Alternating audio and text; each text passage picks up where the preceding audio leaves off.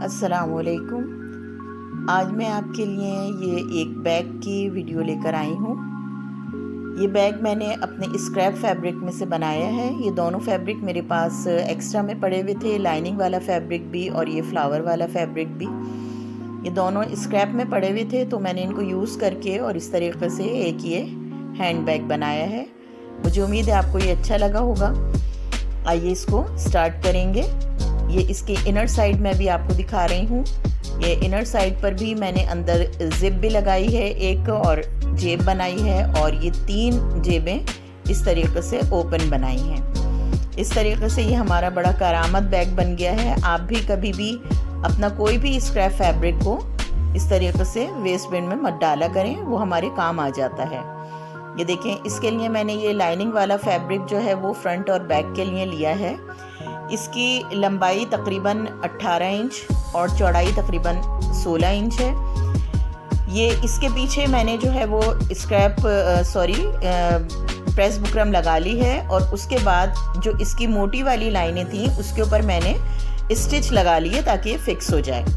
अब ये black colour का मेरे पास प्रेस बुकरम है, उसके ऊपर मैंने जो है वो जेब को कटिंग किया है। ये जेब तकरीबन 4 बाई 6 की है। ये जेब को मैं इस तरह के दूसरे फैब्रिक के ऊपर, फ्लावर फैब्रिक के ऊपर मैंने स्टिक कर लिया है, और इसको तीनों तरफ से, चारों तरफ से मैंने ग्लू की मदद से स्टिक कर लिया है। अभी इसकी सिलाई नहीं करी है मैंने। अब इसको ऊपर से नीचे तक 4 इंच का निशान लगा के जेब को दोनों तरफ से मैंने सी लिया है। एक साइड इसकी ओपन रखी है हमने, और फिर एक दफ़ा फिर इसके ऊपर एक बूट की सिलाई करके इसको अच्छी तरीके से फिक्स कर लिया है। इस तरीके से हमारी ये एक बड़ी जेब बन गई, और इसी तरीके से मैंने 2 छोटी जेबें जो हैं वो काट के और फिर लगाई थी। उससे पहले ये एक मैंने जो है वो ज़िपर यहाँ पर पॉकेट बनाई है। उसके लिए मैंने ये फैब्रिक लिया है। इस फैब्रिक को ऊपर से तकरीबन 4 इंच नीचे की तरफ लगाकर और इसके दरमियान में 1 सेंटीमीटर का गैप देके हमने ये तकरीबन 8 इंच की सिलाई कर ली है। सेंटर से जो हमने 1 सेंटीमीटर का गैप दिया था उसको बीच में से कटिंग करके इस तरीके से कॉर्नर्स को भी कटिंग कर लेंगे हम, और पूरा फैब्रिक हम बैक साइड पर निकाल लेंगे और उसको प्रेस की मदद से अच्छी तरीके से अपनी इस ओपनिंग को हम बिठा लेंगे इस तरह, और इसके सेंटर में हम ये जिप जो है वो फिक्स कर लेंगे, जिप स्टिच कर लेंगे। जिप स्टिच करने के बाद जो इसका पीछे का फैब्रिक है उसको हम फोल्ड करके 3 साइड से उसको स्टिच करेंगे, तो हमारी ये एक इनर पॉकेट बन जाएगी। ये इनर पॉकेट हमारे मोबाइल के लिए, कीज़ वगैरह रखने के लिए बड़ी कारआमद होती है। ये जिप लग गई है, आप देखें इस तरीके से। और अब ये जो एक्स्ट्रा फैब्रिक था इसको हम इस तरह फोल्ड करके ये 3 साइड से इसको हम स्टिच कर लेंगे। ये इस तरीके से स्टिच करने के बाद ये एक पॉकेट बन जाएगी। ये इनर पॉकेट जो है वो हमारी बैक साइड पर है। ये एक पॉकेट हमारी बन गई।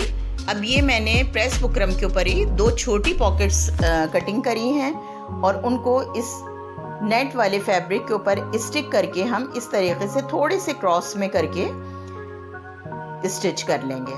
पहले हमने अपने फैब्रिक का सेंटर कर लिया। सेंटर करने के बाद ये दोनों जो है पॉकेट्स इस तरीके से हमने स्टिच करने हैं। इनको भी हम एक बूट का मार्जिन रख के एक और स्टिच लगा लेंगे ताकि ये फिक्स हो जाएं। अब ये हमारे फ्रंट और बैक के दोनों पैनल्स बनकर तैयार हो गए हैं। इन दोनों पैनल्स को यहाँ पर हमने इस कॉर्नर पे 2 बाय 2 का स्क्वायर काट के और कटिंग करना है। दोनों पैनल्स एक के ऊपर एक रख लिए हमने ताकि बिल्कुल फिक्स एक दूसरे के साथ कटें, और ये 2 बाय 2 का एक स्क्वायर काट लिया है हमने। इसी तरीके से दूसरी साइड पर भी हम स्क्वायर काट लेंगे, यहाँ पर भी, और इस तरह दोनों साइडों पर हमारे फ्रंट और बैक पर ये इस तरीके से 2 बाय 2 के स्क्वायर कट गए हैं। अब ये बॉटम कटिंग करा है मैंने, उसके लिए पहले ये प्रेस बुकरम कटिंग करी है। ये 2 पीस हैं, और इसकी मैंने लंबाई और चौड़ाई मेंशन कर दी है। इसके ऊपर भी हमने अपना यही फ्लावर वाला प्रिंट जो है वो स्टिक कर लिया, और ग्लू की मदद से पहले इसको इसके ऊपर चिपका लिया है, और उसके बाद फिर हम इसके ऊपर सिलाई लगा लेंगे। इसके ऊपर भी इसी तरीके से हम एक बूट का मार्जिन देके एक और सिलाई लगाएंगे और जो हमारे स्क्वायर कटिंग हुए थे उनको भी कटिंग कर लेंगे। ये देखें आप, इस तरीके से फ्रंट और बैक पैनल्स हमारे जो हैं वो बनकर तैयार हो गए हैं। इसी के नाप की मैंने ये लाइनिंग कटिंग कर ली है और इस लाइनिंग में एक साइड पर हमने जिप पॉकेट बना ली है जिस तरीके से हमने अपने बैक पैनल पर बनाई थी, और एक साइड पर हमने ये 3 पॉकेट्स का एक फैब्रिक लगा लिया है। ये हैंडल का कपड़ा है जो मैंने 4x16 लिया है और इसको इस तरीके से डबल फोल्ड करके एक स्टिच लगा ली है, और फिर उसके बाद किसी भी नोकीली चीज़ की मदद से, जैसे ये मैंने स्क्रू ड्राइवर लिया है लंबा, इसकी मदद से इसको हमने पलट के सीधा कर लिया है। सीधा करने के बाद इसको इस्त्री कर लेंगे हम, और इस्त्री करने के बाद इसकी सिलाई को एक ही साइड पर इस्त्री करके और फिक्स कर लेंगे। ये सिलाई करने के बाद ये 6 इंच का एक साइड से और 6 इंच का ही दूसरी साइड से मार्जिन रखते हुए हम ये मार्क लगाएंगे, और इन दोनों मार्क को हम ऐसे ही छोड़ देंगे और बाकी पूरा फैब्रिक हम इस तरह डबल फोल्ड करके एक स्टिच और लगा लेंगे।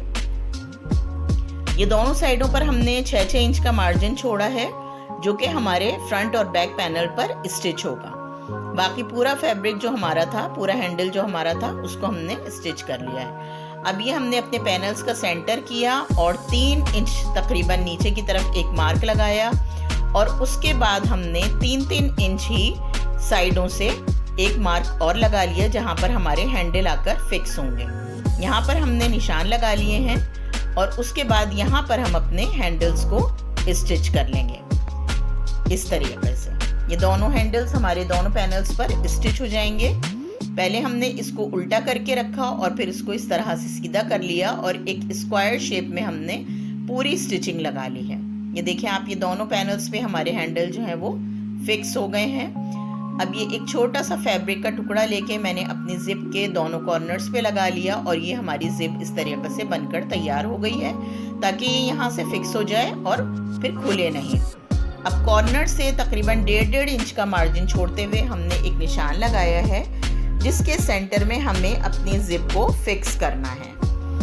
ये 1.5 इंच एक तरफ से हमने छोड़ दिया और 1.5 इंच ही हमने दूसरी तरफ से छोड़ दिया, और फिर ये नॉर्मल बूट से हम अपने जिप को स्टिच कर रहे हैं। उसके बाद ये जो लाइनिंग वाला फैब्रिक था उसको मैंने नीचे रखा है और जो जिप की सिलाई हमने लगाई थी उसी सिलाई के ऊपर रखते हुए हमने अपनी पीछे की लाइनिंग को अपने फ्रंट पैनल के साथ स्टिच कर लिया है।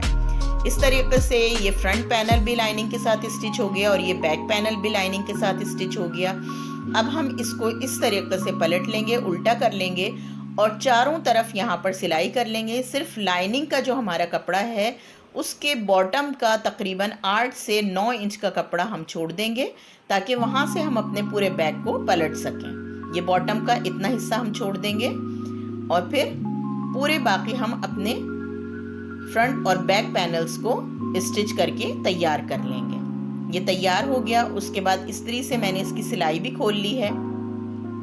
अब जो ये स्क्वायर्स हमने कटिंग किए थे उनको हम इस तरीके से एक के ऊपर एक लाके 10 सेंटीमीटर का तकरीबन एक सिलाई और लगा लेंगे।